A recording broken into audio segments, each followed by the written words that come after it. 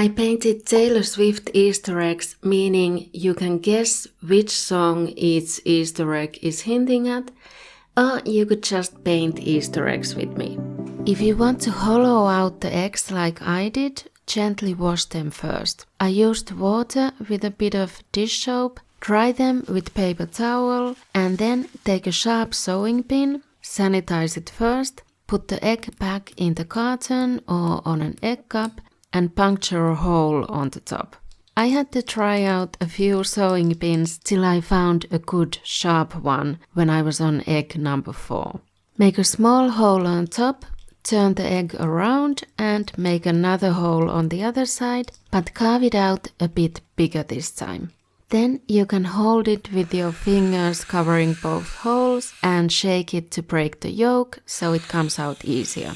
And then hold the egg over a bowl and blow on the side with the smaller hole, and the egg white should come out the other side. And finally the yolk. Rinse the empty eggs with water and let them dry before painting. It takes a few eggs to get the hang of this, but it gets easier. Boiling them is obviously much easier, but your paintings will break when you eat the eggs. Or you can buy fake eggs. There are ones made out of different materials. For some of them, it's probably better to use acrylics to paint on them rather than watercolor like I'm doing here. I don't paint dogs often, and painting one on an egg really isn't helping. I'm trying to go for a golden retriever sitting, but of course the main focus here is the color. That's very appropriate for spring actually. I'm showing you one egg at a time, but I was working on them at the same time, switching between eggs to let the layers dry in between.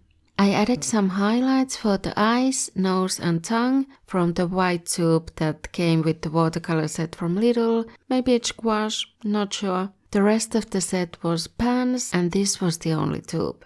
I'm painting a pair of ballet shoes tied together with a bow next to the dog, and finally 2 playing cards, ace and a 3. A bit of shading, and then I darkened the numbers and symbols on the cards. And I added yellow circles for the background. For no particular reason, just felt like filling the empty space with something. One of the eggs broke a little when I was shaking it and then dropped it on the table, but it stayed intact, so I'm painting on it anyway. I'm doing negative painting for this one, outlining the horse with purple and then doing a purple and green wash for the background, for the sky and the grass. I'm painting one Taylor Swift song per egg. I might use multiple lines from the same song, and I chose each song from a different era, so I'm not repeating albums this time. For the princess, I used a couple of different references from different eras though, so this isn't the exact costume and hair from one era, but I did some mixing and matching. Painting on a curved surface like this is certainly more difficult than on paper, and you need some kind of a stand for the egg. I used an egg cup, but that kept the egg in the wrong position because I needed the side to be up rather than the top, so I put some paper under it to keep it more tilted rather than upright. For this one, I'm painting these curved branches of the climbing plant falling down, and I'm trying to make the shape of the leaves recognizable, cause I'm not saying the name of the plant, so this doesn't become too easy. I'm switching between different greens for the leaves. And then there's a stone wall with different greys and browns with darker seams between the stones. And then for the remaining space, I painted some red clovers blooming in the field, cause spring is near.